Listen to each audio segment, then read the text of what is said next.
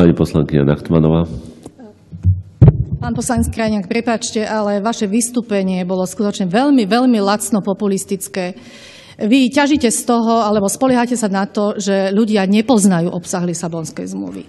Celú dobu ste tu rozprávali o bruselskej kolónii, že bude mať absolútne žiadne právomoci.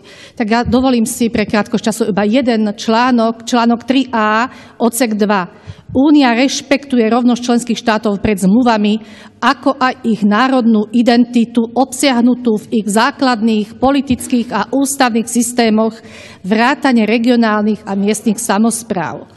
Rešpektuje ich základné štátne funkcie, najmä zabezpečovanie územnej celistvosti štátu, udržiavanie verejného poriadku a zabezpečovanie národnej bezpečnosti.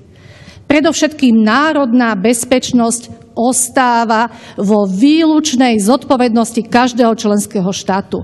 Je mi veľmi ľúto, ale vy ako blízky spolupracovník Daniela Lipšica, či bol minister spravodlivosti alebo vnútra, takto hrubo zavádzate verejnosť. Myslím si, že toto je z vašich úst neodpustiteľné. Ďakujem.